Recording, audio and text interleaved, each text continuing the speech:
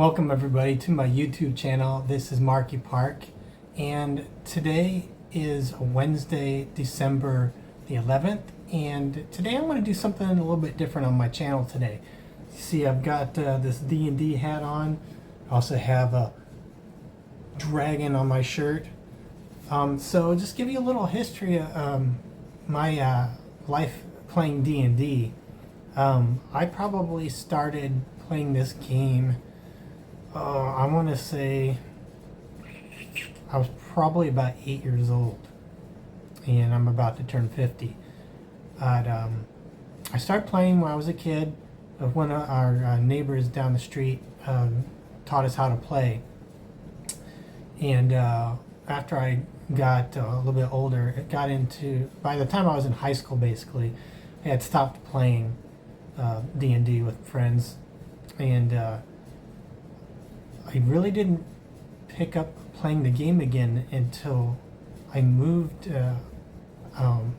to Arizona, and in 2018 I started a new D&D group with some of my friends that I met through my wife Marissa, and our first session was back on November the 30th, I believe, of 2018. And that session lasted for almost 5 years. The same adventure for 5 different players, and the players changed a little bit throughout the years, but it was mostly the same core of players. And our last adventure together, I was the DM. Our last adventure together was I believe June the 11th of 2023, and we did a total of 34 sessions live together, and we did one final part 35 we did through a Facebook chat, which was kind of fun. It was just a little bonus add-on to end the adventure. So this is the D&D starter set that our group used. The adventure inside was called the Lost Mines of Phandelver, and it's designed for players levels 1 through 5. And by the end of the adventure, all the characters had leveled up to 5 at the end. So originally I was planning, I created a supplement, an adventure that was going to take place after this one here, and I actually wrote most of it on my iPad over here. And what I'm thinking today is I might set up some of that adventure that I created and just kind of go through what would have been, since it doesn't seem likely that all those folks back in Arizona will probably be able to play in this adventure again. But just to give you an idea of what I was thinking when we were playing Dungeons and Dragons for all those years. So I just wanted to show everybody, this is what came in that starter set. This was the Lost Mine of Phandelver. So inside is the actual adventure. Lots of cool stuff inside, some really cool photos, and so yeah, this is not, you can see it's not very thick. It took, like I said, probably about 4.5 years to complete it. We didn't play every single weekend. It was spread out, sometimes weeks before we would get to play another session. But I highly recommend that if you're starting off in D&D, this is a good starter set. I actually found this, I think back in 2018, I found it at a Target store. And I think Target still sells, if not this one, they sell other starter sets for Dungeons and Dragons. It's a good way to get started in the game. Just got like the basic, there's a basic, this is like the player's handbook that it came with. So it's just the basics of the game. This is the 5th edition rules. And yeah, so if you have never played D&D before, look up those starter sets. It's a really good way to get started. And this game here was came with character sheets for 5 players, and we did use those like the pre-selected sheets that it came with. But of course, you can if you're creating your own characters for Dungeons and Dragons, you don't have to use something that came with the set. You can use the player's handbook, the full player's handbook, and of course create your own character to your liking. So I want to go through each of the 5 characters that our friends used during our venture on the Lost Mines of Phandelver. The first one I'm going to go over is Rosco. Now, Rosco was played by our friend Igor, and he was a rogue halfling. His background, you can see up here, was a criminal. He had a neutral alignment. And you see some of his abilities over here. He was halflings are like hobbits in the world of like Lord of the Rings. So halflings are basically about 3 feet tall, and then you can see his stats over here on the side. Those are the different attributes. You see over here strength, dexterity, constitution, intelligence, wisdom, and charisma. You can see that he's not a very strong character, but he's very quick. He has a very high dexterity. He has a good constitution. He has decent intelligence, as you see the bonus there. And he is a very charming character. He has a +3 charisma. And then kind of see some of his skills over here on this chart here. His main skills were acrobatics, deception, investigation, performance, sleight of hand, and his highest was his stealth skills. It talks about his proficiencies, what languages he speaks, and then expertise. He is currently carrying, he was during our last adventure, he was carrying a magical weapon called Lightbringer, which is a +1 mace, which when it was illuminated with its magic would deal an additional like 1 to 6 damage to the undead. Let me take a look. There's some of his vital stats, his armor class, and hit points. His main weapon was the short sword, which he used on sneak attacks. He also had a short bow, carried a dagger with him.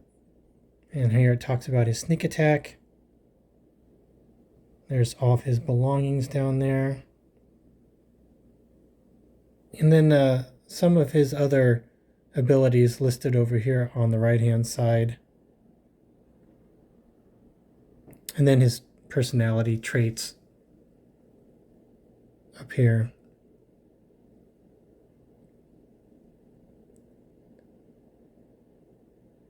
So we did play that Rosco actually had an aunt that lived in the town of Phandalin, where the adventure began, a little town called Phandalin.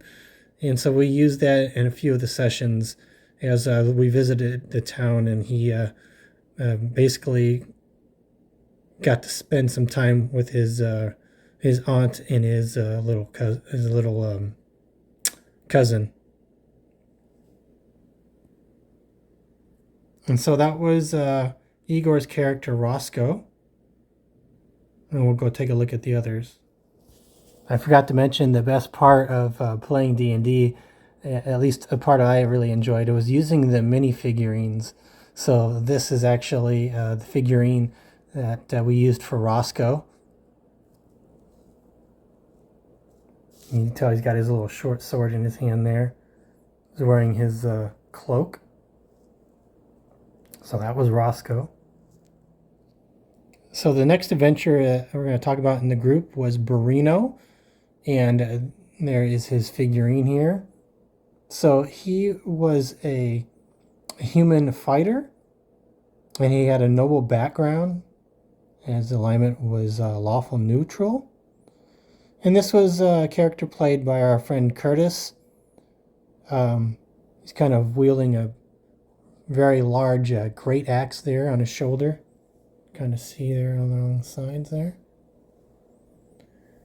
So he was kind of the muscle of the group. And you see his stats over here. He was very strong. Not a very quick guy. Had a really good constitution.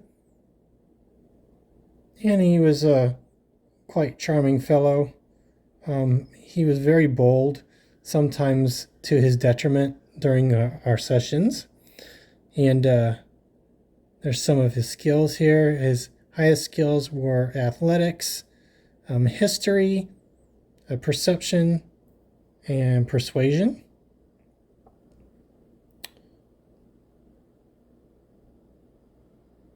And kind of see some of his languages down there.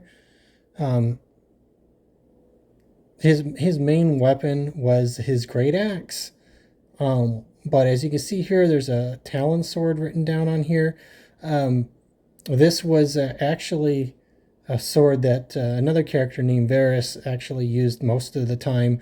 But I think in our last session, I believe that Barino actually retrieved the sword during an attack on the Green Dragon.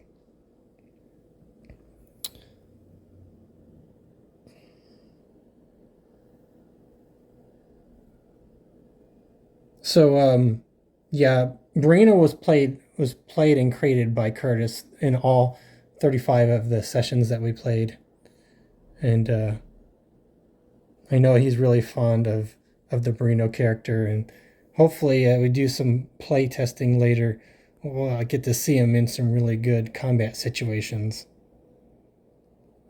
Okay, the next character we're going to talk about from our adventures was named Beyonce. And Beyonce was originally created and played by my sister-in-law, Steph. And then after a while, she just didn't have the free time to play. And we found a new player for Beyonce. This character was played after a while, was played by our friend Beatrice. And I believe it was also shared, this character was shared between Beatrice and our friend JJ as well. So it just depended on who was at the sessions at the time. But anyway, Beyonce was another human fighter, but her skill was archery, and you can see in her figurine here, she's got her longbow in her hand. And she was a lawful good character and a folk hero. So her attributes over here, she had a really good strength, but also was very dexterous, as you can see here by her dexterity score. A really good constitution. She didn't have a really good charisma, so she wasn't a big talker, I guess. But some of her skills here, you can see that she was good at animal handling, history, perception, and then survival skills. She spoke a couple languages. She did have a magical item that she obtained in the Wave Echo Cave. It was called Dragon Guard. It's a +1 breastplate. So it's a piece of armor, and it gives advantage against dragon's breath attacks. So this actually was a really good piece of armor that would help protect her. She used to wear leather armor, so this actually increased her armor class. As you see up here, it used to be 14. It went up to 17 when she put on the new armor. So yeah, she did carry a few different weapons. She did have a great sword, which is like a two-handed sword. And her main weapon, though, was the longbow. Because she's an archer, she was really good at firing her bow. And you can see there's an attack bonus there of +8. So that's a really high number for hit with her bow. And see some of our other information here. Rustic hospitality. It shows her fighting styles, archery, and second wind.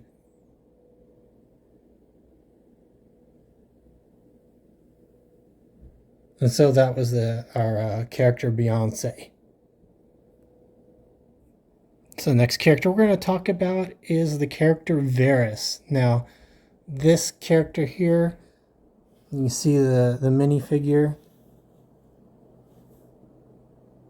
He was a wizard, or he is a wizard, and he is a high elf wizard. His background was an acolyte, so he was a student of the Temple of Ogma, and he is a chaotic good character. So if you look at his stats over here, his strength, it looks like it was originally a 10, and because of a magical item, he's currently wearing the Gauntlets of Ogre Strength. His strength is currently 19, so he has a +4 bonus in strength. He is quite dexterous, has a good constitution. He has a very high intelligence of 18. He has a decent wisdom there, but his charisma is low. So he's kind of a loner. When we played in the sessions with him, Varys played him as kind of a hoarder. In D&D, hoarders are the ones that like to collect treasures and all kinds of trinkets, and he definitely was a collector. So we kind of scroll down here. He originally started with a short sword as a weapon, but he then obtained a magical sword during the beginning of the adventure. It was called a Talon Sword. It was a +1 long sword. He also retrieved later at the end of the adventure a spider staff, and he also has a staff of defense that he got from Glassstaff, one of the wizards in the adventure. And he's got some other items here. They have a lot of, like I said, hoarding. He also has a ring of protection, I believe, which is why he's got a bonus up here on all of his saving throws added on there.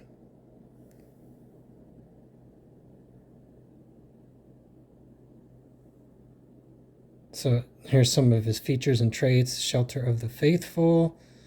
Because he's an elf, he doesn't need to sleep. He can use trance. Fey ancestry. So he has advantage against being charmed. Magic can't put him to sleep. He has dark vision. Arcane recovery of his magical energy. Of course, he has spell casting ability. So because he is a wizard, we'll move this figurine piece out of the way. There's more descriptions, I guess, I didn't go through on the back of the sheets here. It just tells you what happens. Basically, when they leveled up, there's their backgrounds here on the back. And then here's his actual spell sheet here. Now this is just level 4. Level 4. I forgot to mention for the character of Varys, I actually found these really cool spell cards online, and all of these here in this stack belong to Varys here. So they're just kind of like let's see, one of them here. It's just basically a cheat sheet for all the spells that your characters use.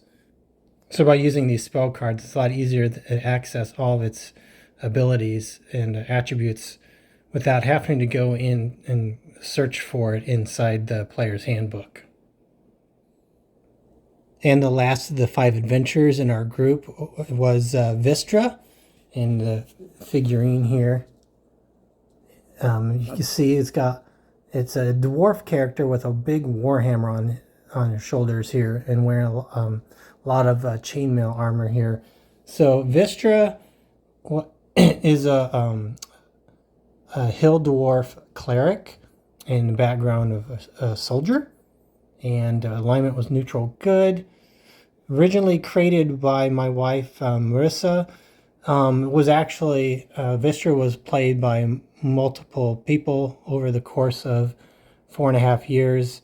I believe friend Carl also played as Vistra, and then I think eventually JJ played as Vistra when Marissa didn't feel like playing along. Sometimes she was just a good hostess and didn't want to play, which was fine.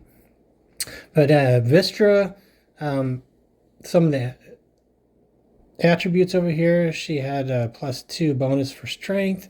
Not a very speedy character. A healthy constitution, and a really good wisdom score of 18 here, and decent charisma with a +1 bonus here. Some of Vistra's skills here. Let's see, athletics on here, intimidation, a really high score for medicine, and a good score for religion.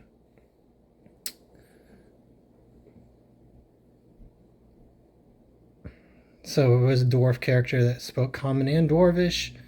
Had the stone cutting ability here, which we really didn't use during our adventure. So, as a cleric, Vistra was a background of a soldier. Had a couple weapons. Her main weapon was a warhammer. She had a hand axe, which she used sparingly, sometimes as a throwing weapon. But primarily, she was a healer and used her spells a lot.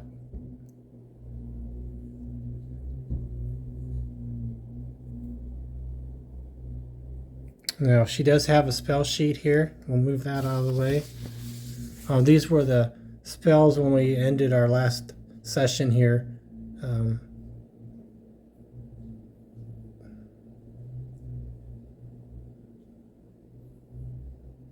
I think I actually did level her up to level 5. So these spells, I think, reflect that I added some new spells for her. And because she is a spellcaster, I also have some of those spell cards here for her.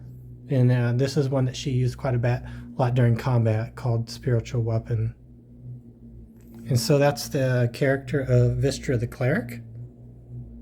Hi again, this is Marky Park, and as of the recording of this video, it is Christmas Eve 2024. It's about 4:45 in the afternoon. I'm currently home alone with the two dogs here, our dogs Nuka and Princess.